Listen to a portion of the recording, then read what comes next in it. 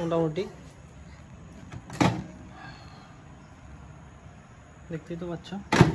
তো এটা কি লেখা আছে দেখে নিও, স্মার্ট ইনভার্টার ম্যাগনেটন।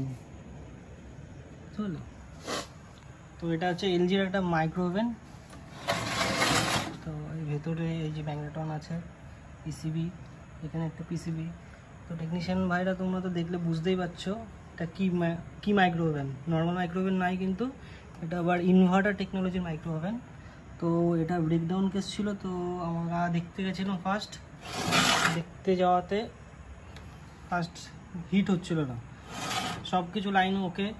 এই আবার দেখো তোমার লাইটটা, মাইক্রো ওভেন লাইটটা আবার এখানে দেওয়া আছে, যেটা ভিতর থেকে এখানে দেখা যাচ্ছে।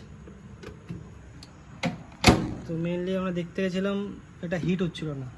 তো হিট না হওয়ার কারণ, ফার্স্ট এখান থেকে সব কিছু সাপ্লাই টাপ্লাই সব কিছু চলছে, কিন্তু হিট হচ্ছে না। তো কি করলাম, ফার্স্ট টাইম যেহেতু চেক করার কোনো প্রসেস নেই, তো সুতরাং ফার্স্ট টাইম ম্যাগনেটন চেঞ্জ করলাম।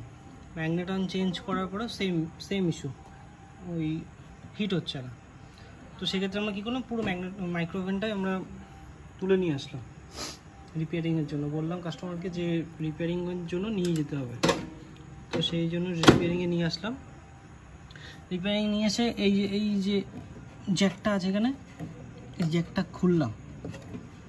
আমাদের ওয়ার্কশপে নিয়ে এসে এই জ্যাকটা খুললাম।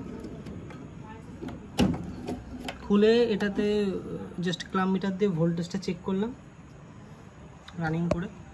তো একদম ঠিকঠাক 220 ভোল্টেজ দিচ্ছে, কোনো অসুবিধা নেই। কিন্তু মেন প্রবলেম হচ্ছে এরপর থেকেই, এটার থেকে আর এটাতে লাইন দিচ্ছে না। এই যে সার্কিট নিয়ে এসছে, আগে তো তোমরা জানোই ট্রান্সফর্মার, ক্যাপাসিটার, ডায়োড থাকতো, তারপরে গিয়ে এটাতে আসতো। আর এখন সব কিছু উঠে গেছে, ইনভার্টার যেহেতু টেকনোলজি, তো ট্রান্সফর্মার, ক্যাপাসিটার চেঞ্জ হয়ে গেছে, সেখানে চলে এসছে পিসিবি সার্কিট।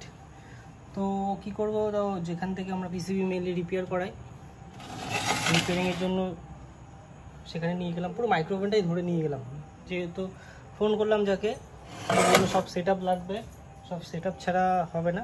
তো পুরো মাইক্রো ওভেনটাই ধরে নিয়ে গেলাম। সে দেখে বলে দিল এই পিসিবিটা খারাপ আছে, তো এই পিসিবিটা রিপেয়ারিংয়ের আর কোনো অপশান নেই। তো কী করতে হবে, তো এটাকে রিপ্লেস করতে হবে। রিপেয়ারিংয়ে কোনো